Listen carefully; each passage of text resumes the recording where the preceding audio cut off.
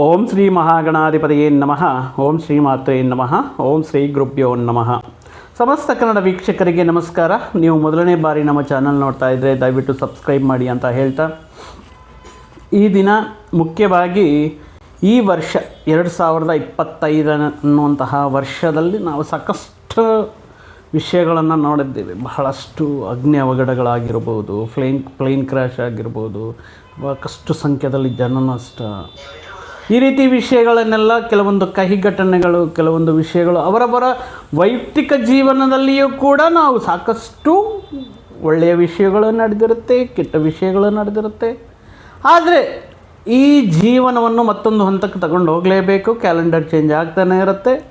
But ಬರುವಂತಹ ವಿಷಯಗಳಿಗೆ ಯಾವ ರೀತಿ ಸನ್ನದ್ಧವಾಗಿರಬೇಕು, ಯಾವ ರೀತಿ ಅವಕಾಶಗಳು ಬರುತ್ತೆ, ಹಣಕಾಸಿನ, ಕೌಟುಂಬಿಕ, ಆರ್ಥಿಕ, ವಿದ್ಯಾ, ಉದ್ಯೋಗ, ವೃತ್ತಿ ವಿಷಯಗಳಲ್ಲಿ ನಮ್ಮ ಜೀವನದಲ್ಲಿ ಆಗುವಂತಹ ಬದಲಾವಣೆಗಳೇನು, ಆ ಬದಲಾವಣೆಗಳಿಗೆ ತಕ್ಕಂತೆ ನಮ್ಮನ್ನು ನಾವು ಸರಿಪಡಿಸ್ಕೊಳ್ಳೋದೇನು ಅನ್ನುವಂತಹ ವಿಷಯಗಳನ್ನು ಕೆಲವೊಂದು ಯೋಜನೆಗಳ ಮುಖಾಂತರ, ಕೆಲವೊಂದು ಪ್ಲ್ಯಾನಿಂಗ್ಸ್ ಮುಖಾಂತರ ನಾವು, ಅಂದರೆ ಈ 2025 ಕಳಿತು ಹೊಸ ವರ್ಷದಲ್ಲಿ 2026ರಲ್ಲಿ ಒಂದು ಗುರಿ, ಒಂದು ಗಮನ, ಇಲ್ಲಿ ಒಂದು ಗೃಹ ನಿರ್ಮಾಣ ಮಾಡಬೇಕು, ಅಥವಾ ವಿವಾಹ ವಿಷಯಗಳು ನಡಿಬೇಕು, ವೃತ್ತಿಪರವಾಗಿ ಕೆರಿಯರ್, ಹೈಯರ್ ಎಜುಕೇಷನ್ ಕಂಪ್ಲೀಟ್ ಮಾಡಬೇಕು. ಈ ರೀತಿ ಅವರದೇ ಆದಂತಹ ಕೆಲವೊಂದು ವಿಚಾರಗಳು, ವೈಯಕ್ತಿಕವಾಗಿ ಅವರ ಸಾಧನೆಗಳಾಗಿರ್ಬೋದು, ಕನಸುಗಳಾಗಿರ್ಬೋದು, ಇವುಗಳನ್ನು ಸಾಧನೆ ಮಾಡೋದಕ್ಕೆ ಮತ್ತೊಂದು ಇಯರ್ಗೆ ಕಾಲಿಡ್ತಾ ಇದ್ದೀವಿ. ಅದೇ 2026ನೇ ಇಸ್ವಿ. ಈ ವರ್ಷದಲ್ಲಿ 12 ರಾಶಿಗಳಿಗೆ ಇರುವಂತಹ ಗೋಚಾರ ಫಲಗಳೇನು, ದೀರ್ಘಕಾಲ ಸಂಚಾರ ಮಾಡ್ತಾ ಇರುವಂತಹ ಗುರು, ರಾಹು, ಕೇತು, ಶನಿ ಪರಮಾತ್ಮರು ಯಾವ ರೀತಿ ಯಾವ ರಾಶಿಯ ಮೇಲೆ ಅನುಗ್ತಾ ಇದೆ, ಯಾವ ರಾಶಿಯವರಿಗೆ ಅದ್ಭುತವಾಗಿರುವಂತಹ ಯೋಗವನ್ನು ನೀಡ್ತಾ ಇದೆ, ಯಾವ ಮಾಸದಲ್ಲಿ ಯಾವ ಫಲಗಳು ನೀಡುತ್ತೆ ಅನ್ನುವಂತಹ ಸಂಪೂರ್ಣ ವಿವರಗಳನ್ನು ಈ ವಿಡಿಯೋ ಮುಖಾಂತರ ನಾವು ತರ್ತಾ ಇದ್ದೇವೆ. ಈ ಹೊಸ ವರ್ಷದಲ್ಲಿ ಪ್ರತಿಯೊಬ್ಬರ ಬಾಳಲ್ಲಿ ಹೊಸ ಜೀವನ, ಹೊಸ ರೀತಿಯಾಗಿರುವಂತಹ ನಿಮ್ಮ ಆಶೆಗಳು ಈಡೇರಲಿ ಅಂತ ಹೇಳ್ತಾ, ಈ ದಿನ ರಾಶ್ಯಾಧಿಪತಿ ಶುಕ್ರನ ಅಧೀನದಲ್ಲಿರುವಂತಹ ತುಲಾರಾಶಿಯವರಿಗೆ ಈ 2026ನೇ ವರ್ಷ ಯಾವ ರೀತಿ ಇದೆ, 2025ರಲ್ಲಿಯೂ ಕೂಡ ಅದೃಷ್ಟ ರಾಶಿಗಳಲ್ಲಿ ಒಂದಾಗಿರುವಂತಹ ಈ ತುಲಾರಾಶಿಯವರು ತಮ್ಮ ವಿಜಯ ಪರಂಪರೆಯನ್ನು ಕಂಟಿನ್ಯೂ ಮಾಡ್ತಾ ಇದ್ದಾರೆ. ತಮ್ಮ ಸಕ್ಸಸ್ ಯಾತ್ರೆ ಏನಿದೆಯೋ ಇದನ್ನು ಕಂಟಿನ್ಯೂ ಮಾಡುತ್ತಾ 2026ರಲ್ಲಿ ಕೂಡ ಮತ್ತಷ್ಟು ಅದ್ಭುತಗಳು, ಮತ್ತಷ್ಟು ಯಶಸ್ಸುಗಳು ಪಡೆಯೋದಕ್ಕೆ ಈ ವರ್ಷದಲ್ಲಿಯೂ ಕೂಡ ಇವರಿಗೆ ಸಾಕಷ್ಟು ಗ್ರಹಗಳು ಅನುಕೂಲವಾಗಿದೆ. ಅದರಲ್ಲಿಯೂ ಕೂಡ ತೃತೀಯ ಷಷ್ಠಮಾಧಿಪತಿಯಾಗಿರುವಂತಹ ಗುರು ಬಲ ಆಗಿರಬಹುದು, ಶನಿ ಪರಮಾತ್ಮನ ಷಷ್ಠಭಾವ ಸಂಚಾರವಾಗಿರಬಹುದು, ರಾಹು ಕೇತುಗಳು ಸ್ವಲ್ಪ ಪ್ರತಿಕೂಲ ಫಲಗಳನ್ನು ನೀಡಿದ್ದರೂ ಕೂಡ ರವಿ ಬಲ, ಗುರುಬಲ ಮತ್ತು ಮುಖ್ಯವಾಗಿ ಈ ಶನಿ ಪರಮಾತ್ಮನ ಅನುಗ್ರಹದಿಂದ ತಮ್ಮ ವಿಜಯ ಪರಂಪರೆಯನ್ನು ಮುಂದುವರಿಸೋದಕ್ಕೆ 2026ರಲ್ಲಿ ಸನ್ನದ್ಧರಾಗಿದ್ದಾರೆ. ಒಂದು ರೀತಿ ಇವರನ್ನು ಯೋಗ ಪುರುಷರು, ಅದೃಷ್ಟವಂತರು ಅಂತಲೇ ಹೇಳ್ಬೋದು. ಯಾಕಂದರೆ ವಿಲಾಸಮಯ ಜೀವನ, ದುಬಾರಿ ಬಟ್ಟೆ, ದುಬಾರಿ ಆಭರಣಗಳು, ದುಬಾರಿ ಕನಸುಗಳು, ವಿಲಾಸಮಯ ಜೀವನ ಇತ್ಯಾದಿ ವಿಷಯಗಳಿಂದ ತುಲಾರಾಶಿಯವರಿಗೆ ಈ ಜೀವನವನ್ನು, ಅವರ ರಾಶಿಯ ಚಿಹ್ನವೇ ತಕ್ಕಡಿ, ಪ್ರತಿಯೊಂದು ವಿಷಯವನ್ನು ತುಂಬ ಬ್ಯಾಲೆನ್ಸ್ಡಾಗಿ ಮಾಡುತ್ತಾ, ಎಲ್ಲಿ ಏರುಪೇರುಗಳಿಲ್ಲದೆ ಒಂದು ಸ್ಟ್ರೈಟಾಗಿ ತಗೊಂಡೋಗ್ತಾ ಇರ್ತಾರೆ, ಬ್ಯಾಲೆನ್ಸ್ಡಾಗಿ ಜೀವನವನ್ನು ಮಾಡ್ತಾ ಇರ್ತಾರೆ. ಎಷ್ಟು ವಿಧವಾಗಿರುವಂತಹ ಅದೃಷ್ಟ ಅಂದರೆ ಇವ್ರದ್ದು ಅದ್ಭುತ ರೀತಿಯಲ್ಲಿ ಅದೃಷ್ಟ ರಾಜಯೋಗವನ್ನು ಪಡೆಯುವಂತಹ ವರ್ಷ ಈ ವರ್ಷ. ಅಂದರೆ ಸಂಪೂರ್ಣವಾಗಿ ಯೋಗಕಾರಕನಾಗಿರುವಂತಹ ಗುರು ಶನಿ ಪರಮಾತ್ಮರು ಯೋಗಕಾರಕವಾಗಿದ್ದಾರೆ.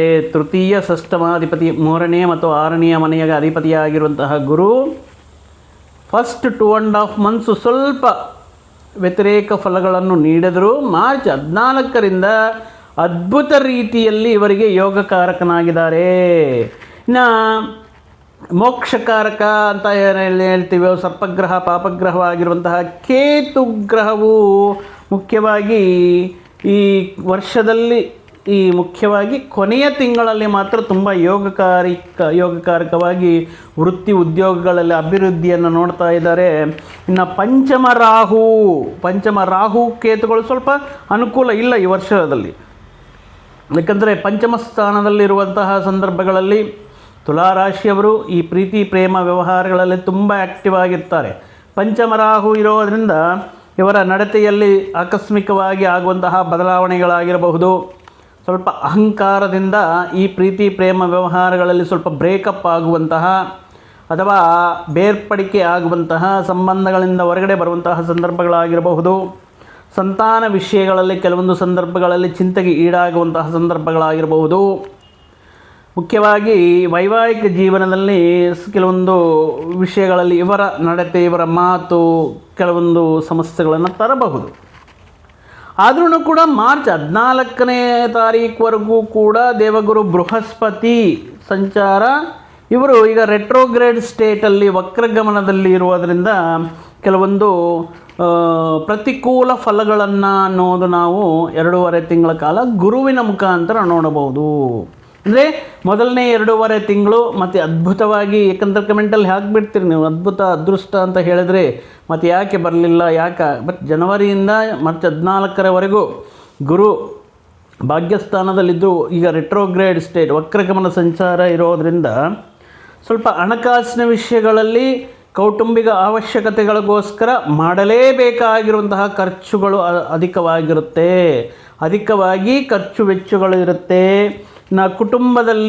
ಕುಟುಂಬ ಜೀವನದಲ್ಲಿ ಮನೆಯಲ್ಲಿ ಸಣ್ಣ ಪುಟ್ಟ ತೊಂದರೆಗಳು ಮತ್ತು ಸಣ್ಣ ಪುಟ್ಟ ವಿಷಯಗಳಲ್ಲಿ ಈ ಅಭಿಪ್ರಾಯ ಭೇದಗಳು ಅನ್ನೋದಾಗಿರ್ಬೋದು, ವಾದ ವಿವಾದಗಳು ಅನ್ನೋದಾಗಲಿ ಆಗುತ್ತೆ. ವಿಪರೀತವಾಗಿರುವಂತಹ ಖರ್ಚುಗಳು, ಆದಾಯವನ್ನು ಮೀರಿ ಮಾಡುವಂತಹ ಖರ್ಚುಗಳಾಗಿರಬಹುದು.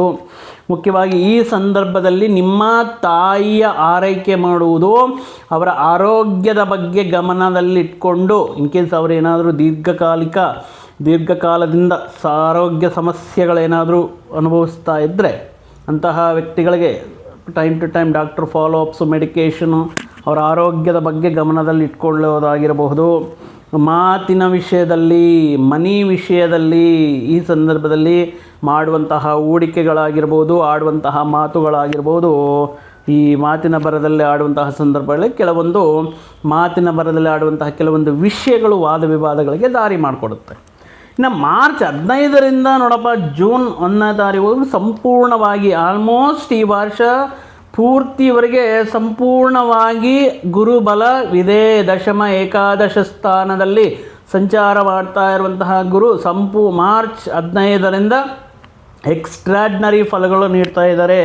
ನೀವು ಅನ್ಕೊಂಡಿರುವಂತಹ ಕೆಲವೊಂದು ವಿಷಯಗಳು ಪೂರ್ಣವಾಗಿ ನಿಲ್ಲಿಸಿರುವಂತಹ ಕೆಲವು ವಿಷಯಗಳು, ಹೊಸದಾಗಿ ಪ್ರಯತ್ನ ಮಾಡುವಂತಹ ಹೊಸ ಪ್ರಯತ್ನಗಳು ಅದ್ಭುತ ರೀತಿಯಲ್ಲಿ ಈಡೇರುತ್ತೆ. ನಿಮಗೆ ಸಮಾಜದಲ್ಲಿ ಸಿಗಬೇಕಾಗಿರುವಂತಹ ಒಂದು ಅದ್ಭುತ ಗೌರವ, ಹೆಸರು, ಸ್ಥಾನಮಾನವನ್ನು ನೀಡಿಕೊಡುತ್ತೆ.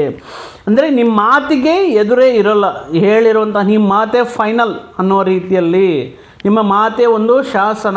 ಈಗ ರಾಜ ತಮ್ಮ ಸಾಮ್ರಾಜ್ಯದಲ್ಲಿ ಹಳೆ ಕಾಲದಲ್ಲಿ ಯಾವ ರೀತಿ ಒಂದು ಆಜ್ಞೆ ನೀಡ್ತಾ ಇದ್ರಂತೆ, ಅವ್ರು ಹೇಳಿದ್ದೇ ಫೈನಲ್, ಇನ್ಯಾರು ಅದನ್ನು ಡಿಫೆಂಡ್ ಮಾಡೋಂಗಿಲ್ಲ.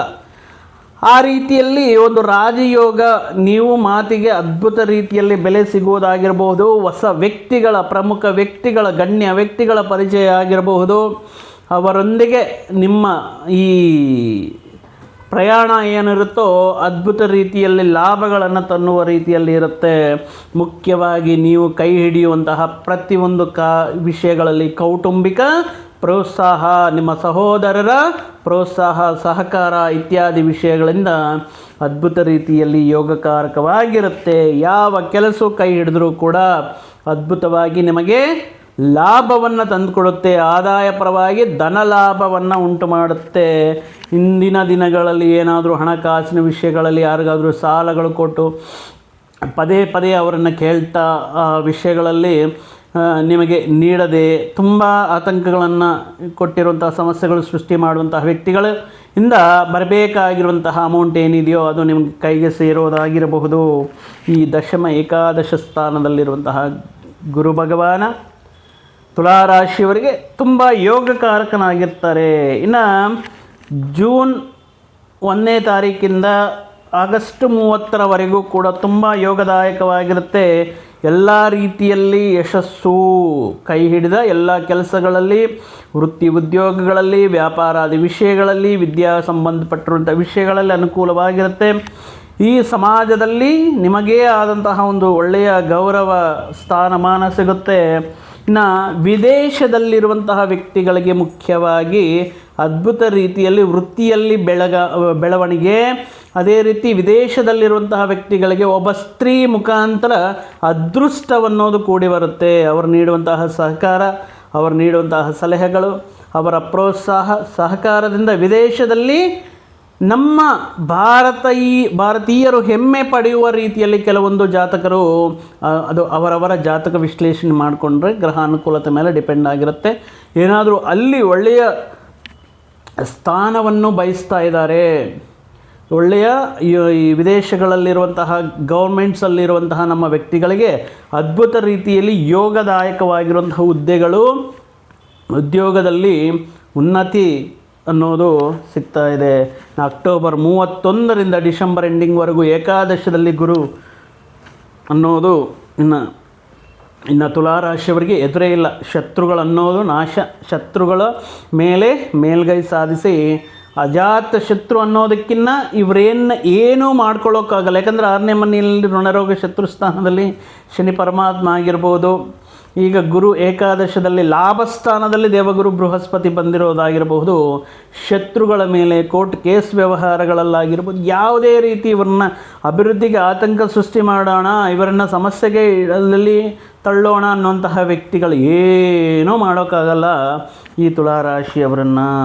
ಮುಖ್ಯವಾಗಿ ಏನಾದರೂ ಆರೋಗ್ಯ ಸಮಸ್ಯೆಗಳಿರುವಂತಹ ಸಂದರ್ಭಗಳಲ್ಲಿ ಈ ಅನಾರೋಗ್ಯ ಸಮಸ್ಯೆಗಳಿಂದ ಸ್ವಲ್ಪ ಹೊರಗಡೆ ಬರುವುದು, ಮುಖ್ಯವಾಗಿ ವ್ಯಾಪಾರ ಅಭಿವೃದ್ಧಿಗೋಸ್ಕರ ವ್ಯಾಪಾರವನ್ನು ವಿಸ್ತರಣೆ ಮಾಡುವಂಥ ಈ ಪ್ರಯತ್ನಗಳ ಮುಖಾಂತರ ನೀವು ಮಾಡುವಂತಹ ಪ್ರಯತ್ನಗಳು ಯಶಸ್ಸು, ಅಧಿಕ ಮೊತ್ತದಲ್ಲಿ ವ್ಯಾಪಾರ ಲಾಭಗಳನ್ನು ಪಡೆಯೋದಕ್ಕೆ, ಈ ವ್ಯಾಪಾರಾದಿ ವಿಷಯಗಳ ಮುಖಾಂತರ ಆದಾಯವನ್ನು ಅದ್ಭುತ ರೀತಿಯಲ್ಲಿ ಪಡೆಯೋದಕ್ಕೆ ಈ ಸಂದರ್ಭದಲ್ಲಿ ಅನುಕೂಲತೆ ಇರುತ್ತೆ. ನಿಮ್ಮ ಸಂತಾನದ ಮುಖಾಂತರ ಹೆಮ್ಮೆ ಪಡುವಂತಹ ಕೆಲವೊಂದು ವಿಷಯಗಳು, ಹೆಮ್ಮೆ ನೀಡುವಂತಹ ಶುಭ ಸುದ್ದಿಗಳು ನೀವು ನಡೆಯುತ್ತೆ. ಹೊಸದಾಗಿ ಪ್ರಯತ್ನ ಮಾಡ್ತಿರುವಂತಹ ಹೊಸ ಉದ್ಯೋಗದಲ್ಲಿ ಬದಲಾವಣೆಗಳಿಗೆ ಅದ್ಭುತ ರೀತಿಯಲ್ಲಿ ನಿಮಗೆ ಈ ಕೊನೆಯ ಅಂದರೆ ಗುರು ಬಂದು ಮಾರ್ಚ್ 14ರಿಂದ ಅದ್ಭುತ ರೀತಿಯಲ್ಲಿ ಯೋಗಕಾರಕನಾಗಿ ಶುಭ ವಿಷಯಗಳು ನಡೀತಾ ಇದೆ. 6ನೇ ಮನೆಯಲ್ಲಿರುವಂತಹ ಕರ್ಮಕಾರಕ ಧರ್ಮಪ್ರಭುಗಳು ನಮ್ಮ ಶನಿ ಪರಮಾತ್ಮರು, ಅವರು ಮಾಡುವಂತಹ ಮಾಯೆ ಯಾರೂ ಮಾಡೋಕ್ಕಾಗಲ್ಲ. ಯಾಕಂದರೆ ಕರ್ಮಕಾರಕ ಅಂತ ಹೇಳ್ತೀವಿ, ನಾವು ಏನು ಮಾಡಿರ್ತೀವೋ ಅದನ್ನು ವಾಪಸ್ ಕೊಡ್ತಾ ಇರ್ತಾರೆ. ಒಳ್ಳೇದು ಮಾಡಿದ್ರೆ ಒಳ್ಳೆಯದು, ಕೆಟ್ಟದ್ದು ಮಾಡಿದ್ರೆ ಕೆಟ್ಟದ್ದು. ಮತ್ತು 6ನೇ ಸ್ಥಾನದಲ್ಲಿ ಇದ್ರಲ್ವಾ, ಏನೇ ಮಾಡಿದ್ರೂ ನಡೆಯುತ್ತೆ ಅಂದರೆ ಇಲ್ಲ. ಶನಿ ಪರಮಾತ್ಮ ಒಂಥರ ಮಾಯೆ. ಅವರು ಯಾವ ಸಂದರ್ಭದಲ್ಲಿ ಯಾವ ವಿಷಯಗಳಲ್ಲಿ 6ನೇ ಮನೆಯಲ್ಲಿ ಇದ್ದಾರೆ, ಬಟ್ ಒಳ್ಳೆಯದೇ. ಬಟ್ ಜುಲೈ 26ರವರೆಗೂ ಕೂಡ ಯೋಗಕಾರಕನಾಗಿರ್ತಾರೆ. ಬಟ್ ಅಲ್ಲಿಂದ ಒಂದು 3 ತಿಂಗಳು ಇವರು ಹಿಮ್ಮುಖ ಚಾಲನೆ, ಈ ವಕ್ರಗತಿ ಸಂಚಾರ ಅನ್ನೋದು ಇರುತ್ತೆ. ಆ ಸಂದರ್ಭದಲ್ಲಿ ಮಾತ್ರ ಸ್ವಲ್ಪ ಈ ಶನಿ ಪರಮಾತ್ಮನ ಮುಖಾಂತರ ನೀವು ಏನಾದರೂ ಎಲ್ಲ ಅವಕಾಶಗಳು ಬರುತ್ತೆ, ಎಲ್ಲ ವಿಷಯಗಳನ್ನು ಸಕ್ಸಸ್ ಆಗ್ತೀರ. ಆದರೆ ಕೈ ಹಿಡಿಯುವಂತಹ ಕೆಲವೊಂದು ವಿಷಯಗಳಲ್ಲಿ ವಿಘ್ನಗಳು, ಆತಂಕಗಳು, ಜಾಪ್ಯ ಅನ್ನೋದು ನೀವು ನಿಮ್ಮ ಗಮನಕ್ಕೆ ಬರುತ್ತೆ. ಎಲ್ಲ ಅದ್ಭುತವಾಗಿ ನಡ್ಕೊಂಡು ಹೋಗ್ತಾ ಇದೆಯಲ್ವಾ, ಎಲ್ಲ ಲಾಭಗಳು ಬರ್ತಾ ಇದೆಯಲ್ವಾ, ನಾನು ಯಾಕೆ ಇಂಟರ್ಫಿಯರ್ ಆಗಬೇಕು, ಸಿಬ್ಬಂದಿ ನೋಡ್ಕೊಳ್ತಾರೆ, ಕೆಳಗಡೆ ಇರುವಂತಹ ಉದ್ಯೋಗಿಗಳು ನೋಡ್ಕೊಳ್ತಾರೆ ಅಂತ ನಿಮ್ಮ ಜವಾಬ್ದಾರಿಗಳನ್ನು ಏನಾದರೂ ನೀವು ಮಾಡುವಂತಹ ವಿಷಯಗಳನ್ನು ಏನಾದರೂ ನಿಮ್ಮ ಕೆಳಗಡೆ ಇರುವಂತಹ ವ್ಯಕ್ತಿಗಳಿಗೆ ವಹಿಸಿ ಹೋಗಿದ್ರೆ ಅದರಲ್ಲಿ ಲಾಭಗಳಿಗಿನ್ನ ನಷ್ಟ ಹೋಗುವಂಥ ಸಾಧ್ಯತೆ ಇರುತ್ತೆ. ಯಾವಾಗಿದ್ರೂ ಅದು ನಿಮ್ಮ ಜವಾಬ್ದಾರಿ, ನಿಮ್ಮದೇ ಆಗಿರುವಂತಹ ಕೆಲಸ. ಆ ವಿಷಯದಲ್ಲಿ ಮಾತ್ರ ಏಮಾರೋಕ್ಕೆ ಹೋಗಬೇಡಿ. ಜುಲೈ 26 ನಂತರ ನಿಮ್ಮದೇ ಕೆಲಸ, ನೀವೇ ಕಂಪ್ಲೀಟ್ ಕಾನ್ಸಂಟ್ರೇಷನ್ ಮಾಡಬೇಕಾಗಿರುತ್ತೆ. ನೀವೇ ಮುಂದೆ ನಿಂತು ಫ್ರಮ್ ದ ಸ್ಕ್ರ್ಯಾಚ್, ಎಲ್ಲಿ ಯಾವ ಯೂನಿಟಲ್ಲಿ ಏನು ನಡೀತಾ ಇದೆ, ಯಾವ ಡಿಪಾರ್ಟ್ಮೆಂಟಲ್ಲಿ ಏನು ನಡೀತಾ ಇದೆ, ಯಾವ ವಿಷಯಗಳಲ್ಲಿ ಪ್ರತಿಯೊಂದನ್ನು ಕೂಡ ಯಾರ ಮೇಲೇನು ಜವಾಬ್ದಾರಿಗಳನ್ನು ವಹಿಸೋಕೆ ಹೋಗಬೇಡಿ. ಸೊ ಆದ್ದರಿಂದ ಕರ್ಮಕಾರಕ ಹಾರ್ಡ್ ವರ್ಕ್ ಎಷ್ಟು ಮಾಡಿದ್ರೆ ಅಷ್ಟು ಇರುತ್ತೆ. ಆದ್ದರಿಂದ ಏನಾನಿದ್ರೂ ಇಲ್ದಿದ್ರೂ ನಡ್ಕೊಂಡು ಹೋಗುತ್ತೆ ಅಂತ ಸ್ವಲ್ಪ ಲೇಜಿನೆಸ್, ಬೇಜವಾಬ್ದಾರಿ ಥರ ತೋರಿಸಿದ್ದೀರಾ ಅಂದ್ಕೊಳ್ಳಿ. ಇಲ್ಲಿ ಶನಿ ಪರಮಾತ್ಮ ಅವರು ಮಾಡುವಂತಹ ಕೆಲಸಗಳು ಅವರು ಮಾಡ್ತಾ ಇರ್ತಾರೆ, ಅದರ ಮೇಲೆ ನಿಮ್ಮಿಷ್ಟ.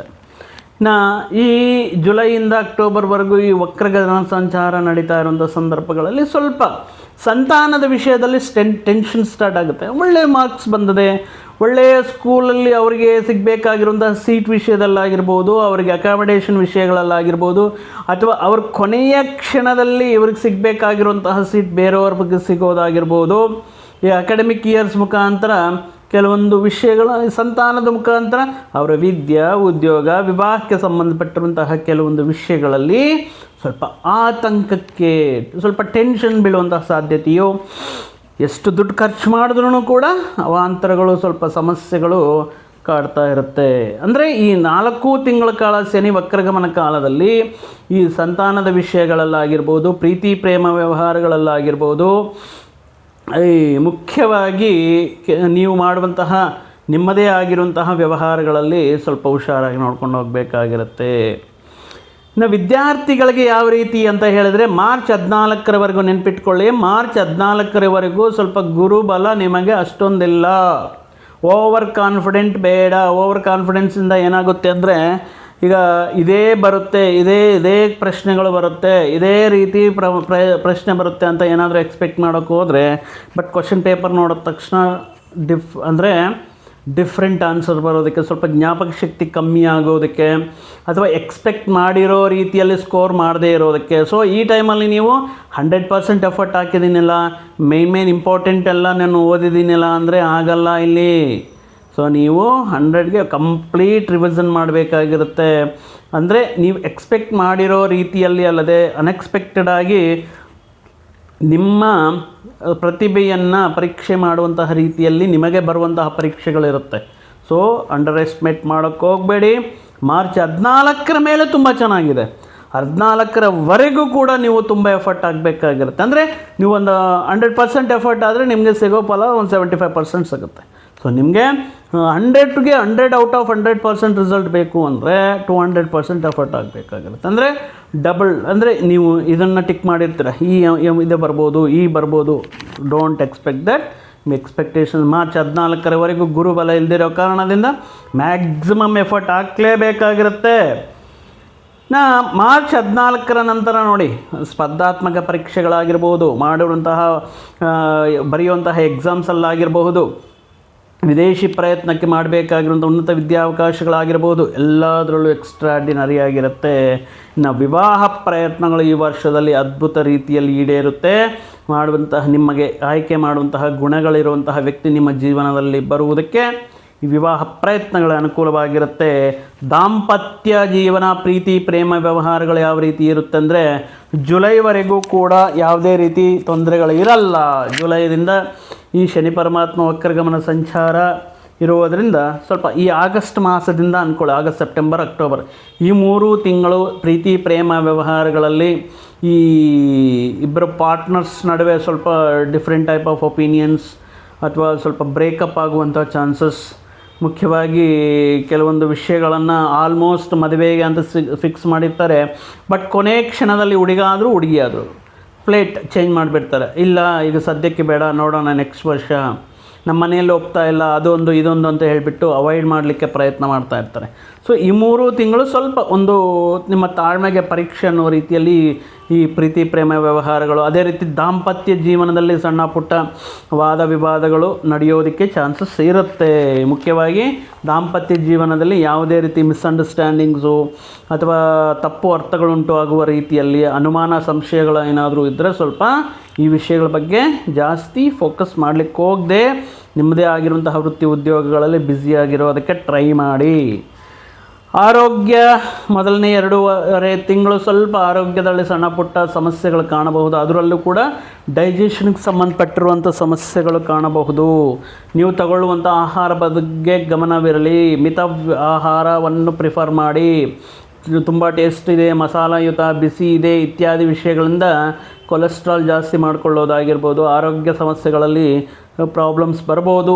2.5 ತಿಂಗಳ ಕಾಲ ಸ್ವಲ್ಪ ತಗೊಳ್ಳುವಂಥ ಆಹಾರ, ಕುಡಿಯುವಂತಹ ನೀರು ಇತ್ಯಾದಿ ವಿಷಯಗಳು, ಹೊರಗಡೆ ಇರುವಂತಹ ವಾತಾವರಣ, ಈ ವಿಷಯಗಳನ್ನು ದೃಷ್ಟಿಯಲ್ಲಿಟ್ಕೊಂಡು ನೀವು ಆರೋಗ್ಯವನ್ನು ದೈಹಿಕ ವ್ಯಾಯಾಮಗಳ ಮುಖಾಂತರ, ಸರಿಯಾದ ಸಮಯದಲ್ಲಿ ಊಟ ಸೇವನೆ ಇತ್ಯಾದಿ ವಿಷಯಗಳ ಮುಖಾಂತರ ಆರೋಗ್ಯವನ್ನು ನೋಡ್ಕೋಬೇಕಾಗಿರುತ್ತೆ.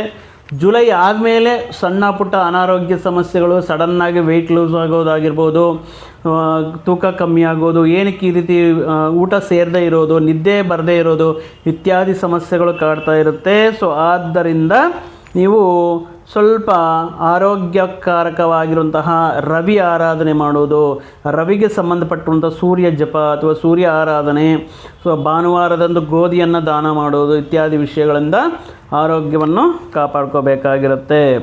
ಇನ್ನು ಮಾರ್ಚ್ 15ರ ಮೇಲೆ ಸಂತಾನದ ಮುಖಾಂತರ ಕೆಲವೊಂದು ಶುಭ ಸಿಹಿ ಸುದ್ದಿಗಳು, ಹೆಮ್ಮೆ ಪಡುವಂತಹ ಕೆಲವೊಂದು ವಿಷಯಗಳು, ಅವರ ವೃತ್ತಿ ಉದ್ಯೋಗ ವಿದ್ಯಾ ಸಂಬಂಧಪಟ್ಟಂಥ ವಿಷಯಗಳಲ್ಲಿ ಒಳ್ಳೆಯ ರೀತಿಯಲ್ಲಿ ಟಾಪ್ 5 ಅಥವಾ ಒಳ್ಳೆಯ ರ್ಯಾಂಕ್ ಪಡೆಯೋ ಮುಖಾಂತರ, ಒಳ್ಳೆಯ ವಿತೌಟ್ ಫೀಸ್ ಪಡೆಯೋ ಕೆಲವೊಂದು ವಿಷಯಗಳ ಮುಖಾಂತರ ಅನುಕೂಲ ಆಗೋದಕ್ಕೆ ಅನುಕೂಲವಾಗಿರುತ್ತೆ.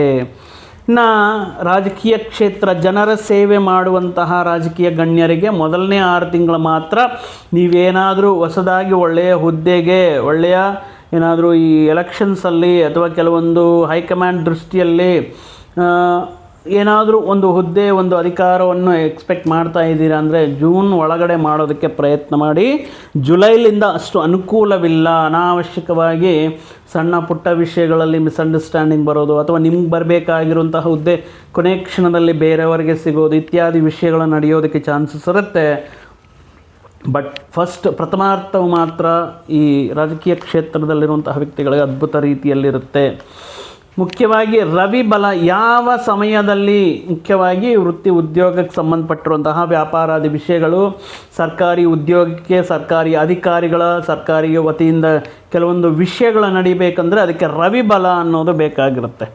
ಅಧಿಕಾರಿಗಳು, ಸರ್ಕಾರ ಇವೆರಡೂ ಕೂಡ ರವಿ ಅಂಡರಲ್ಲಿರೋದ್ರಿಂದ ನಾನು ಹೇಳ್ತಾ ಇರುವಂಥ ಈ ಡ್ಯುರೇಷನಲ್ಲಿ ಈ ವಿಷಯಗಳನ್ನು ಪೂರ್ತಿ ಮಾಡೋದಕ್ಕೆ ಪ್ರಯತ್ನ ಮಾಡಿ. ಅದು ಮೊದಲನೇದು ಬಂದು ಏಪ್ರಿಲ್ 17ರಿಂದ 6ನೇ ಮನೆಯಲ್ಲಿ ಷಷ್ಠ ಭಾವದಲ್ಲಿರುವಂತಹ ರವಿ ಸಂಚಾರ ಮಾರ್ಚ್ 17ರಿಂದ ಏಪ್ರಿಲ್ 17ರವರೆಗೂ ತುಂಬ ಚೆನ್ನಾಗಿರುತ್ತೆ.